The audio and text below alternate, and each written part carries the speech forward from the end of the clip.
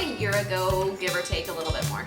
And this is from one of my NTNA entries. This is from the Koopa Challenge where I did a 4D turtle. And I also did a 4D mermaid, and I've kind of recreated that design in a different type of application. But I wanted to redo the turtle just pretty much as is, a little smaller scale, but I absolutely love that turtle, and the video, just because of the time constraints for those challenges, was really short and I couldn't really show you exactly how it was made. So I'm redoing it, like I said, slightly smaller scale, but still absolutely amazing. I love this little turtle. He is so cute. His flippers do move and swim just like the original one did. And if you want to see that original video, I can put a link to it in the description box below. So if you did miss any of my crazy NTNA challenges and you want to just go through them, they are a lot of fun, so definitely check those out. And I will see you guys next time. Bye! So we're going to begin with an overlay of a glittery sand color acrylic. It's just a really pretty background for any type of under the sea type of design. And so I'm going to just do a nice thin layer of that acrylic going down, and then I'm going to encapsulate it with a layer of clear acrylic to make sure that it is nice and strong and to protect that glitter that we used as a base. So now that that is done, I'm going to take my e-file and I'm going to file this nail into shape just to make sure that it is nice and smooth. There really isn't a whole lot of filing that's needed, but just go over the whole thing to make sure that it is looking good. And then on a nail form backing, I'm going to begin by sculpting some basic shapes for my turtle. I'm going to do the turtle's shell, the flippers, and the heads. We've got the front flippers and the back flippers that we're going to need to sculpt. So I'm going to start with, just like I said, a base shape for the shell. It's obviously not, flat like this in the end, but this is just the start of it. So once you have that starting little bit done, then you're going to take in same kind of a creamy color I'm going to use for my turtle's flippers. Here is the first one. That's going to be one of the front flippers. So a turtle's front flipper is shaped similarly to a boomerang. So it has that very gentle curve to it, and it's a little bit longer and more narrow than the back flippers, which are much more kind of egg-shaped, if you will. So if you've got the front flippers done, then you're going to do the back ones. A little easier to sculpt the back ones. There's less of a shape to them in general. And then after you have those done, then you're also going to need to do our little base for our turtle's head and neck. So we've got the longer neck shape going, and then just the head. Nothing too much. This is from a profile perspective, not from the top perspective for the head. So I'm going to place a bead of acrylic down on a straw and then place that shell base down onto the bead of acrylic so that it is attached to your straw, and then fill in around the straw with that same color of creamy acrylic. So you're going to lay that acrylic down and then just go up and over the straw so that the straw is embedded into the turtle's body. One thing that if I were to be redoing this nail, if I was to watch this video and do it again, which, sometimes I do that, is that I would move the straw up a little bit closer to that heart, like the bumpy part of the shell, because I thought that my turtle flippers the front flippers were a little bit too far back. And so I would move that straw up just a little bit if I was to do this again, which I don't necessarily know that I am, but if you are planning to redo it, I maybe just move that up a little bit closer. So once we have that, once all rounded out around the shell on the bottom, you're going to add a little bit more of a roundness to the top of the shell as well. So just take some more of that cream color. Make sure you have a lot of this cream color acrylic on hand so that as you're sculpting everything, you don't accidentally run out, because it does take quite a bit of acrylic. And usually I won't mention that, but when I was making this, I was right about to run out of this color, so it was kind of a close call. But then once we have that done, we're going to glue those back flippers in place right by the point of our turtle shell, and then glue the head in place too. Hold that until that glue starts to set, and then you can grab some of your, that same creamy color acrylic, and you're going to secure everything so that the little bits that are just glued down are a little bit more stuck than they were before. And so add a little bit more acrylic to the top of them, sort of brush it down over all the shapes.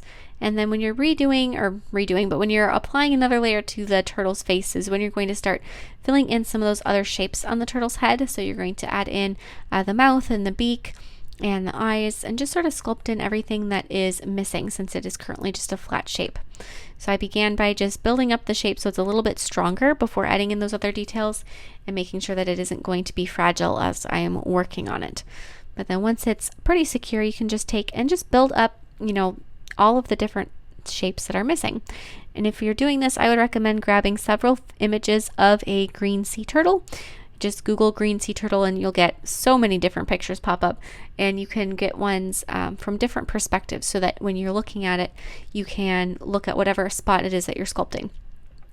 Now take a piece of that same straw, that same size straw that you used for the inside of your turtle's body, and you're going to fill it as best you can with some of that creamy color acrylic.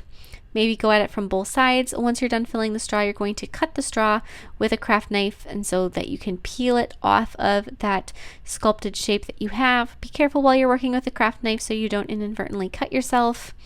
It is really easy to do, actually, so just be careful. And then after you have that, as you can see, I do have some holes in my little shape, and that's fine. It doesn't even have to be perfect. This part you'll never actually see, so just fill in the gaps if there is a structural concern. If you're worried that it's going to break, as long as you're not worried that it's going to break, you wouldn't even have to fill them in like I did. You could just leave it as it is. Make sure that new cylinder fits inside the turtle's body. And then as long as it does, if you need to file anything, you can just grab your e-file and smooth out any of those lines. I'm just going to take off a little bit here on the sides where the acrylic wasn't as smooth looking as I would prefer. Kind of clean that up slightly and then fit my little cylinder back inside. And then after it's in there and it's fitting in just how you'd like it to, then you can take your turtle's front fins or flippers that you sculpted and you can glue them onto each end of that cylinder. So glue the one and then glue the other one. And then after those are glued down, just like you did with the head and the back flippers of your turtle, you're going to want to add a little bit more acrylic, securing them in place. This time when you're adding the acrylic, make sure that you just sculpt to the cylinder. Don't actually sculpt it to the turtle's body, or it will prevent the flippers from turning and flipping.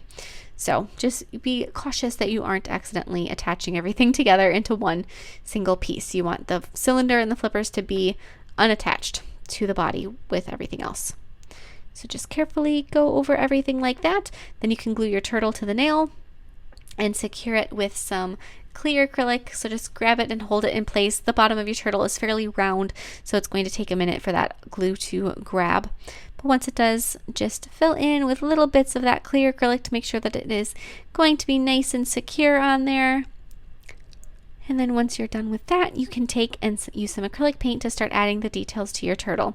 So what I did to do all of the spots on my turtle and my turtle's shell is I had some like a forest green color paint and then a chocolate brown, and I dipped my brush into both of them so that I had a mix of the brown and the green on my brush.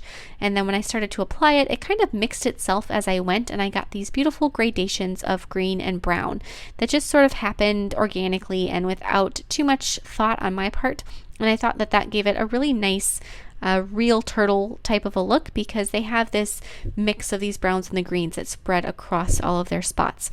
So that little double dipping actually helped out quite a bit. So fill in all of those spots on your turtle shell. I went around the perimeter first, then down the middle of the back, and then I filled in the gaps that are left. Again, look at your reference photos for all of these details. You want to make sure that the spots look like how a turtle's spots look. You don't want them to just be random. You want them to have, you know, the shape and the purpose that a turtle's spots have. So don't be afraid to reference your reference photos. Repeat your spotting process on your fins or flippers. And then you're also going to need to add some of that spotted texture onto your turtle's face. If you go back and you watch my NTNA video, you'll see that I did all of this with acrylic, and then I carved out the lines instead of doing it with my, instead of just painting the spots on. I actually loved the way that that looked more. I thought it had more texture to it. I thought it was absolutely gorgeous, and it's just not as practical, however, for a smaller nail like this one, for a smaller turtle. It worked really well for the bigger one, but this small one just seemed a little bit like it just needed to be painted on. And then after you're done with all of your painting, apply some jewelry gel to a few places on the background of the nail, anywhere you want to stick a little seashell stud. So, or if you want to skip the studs, forget that jewelry gel part. Apply a layer of gel sealer over the background, covering up the jewelry gel so that when it cures after you've placed your embellishments, it won't be tacky anymore. And then grab your little seashells and place them down. Use just a few, grab a variety of little shells, and then once those are glued in, or cured in place, then you can apply some matte top coat or glossy 3D glaze over your turtle, and this is all done. And I just love it. I love turtles. I have a sculpture that I have on my art channel from several years ago that was sea turtles. That is just one of my absolute favorites and one of my most popular videos on my art channel, and I can put a link to that in the description box as well if you are interested. And I will see you guys next time. Bye!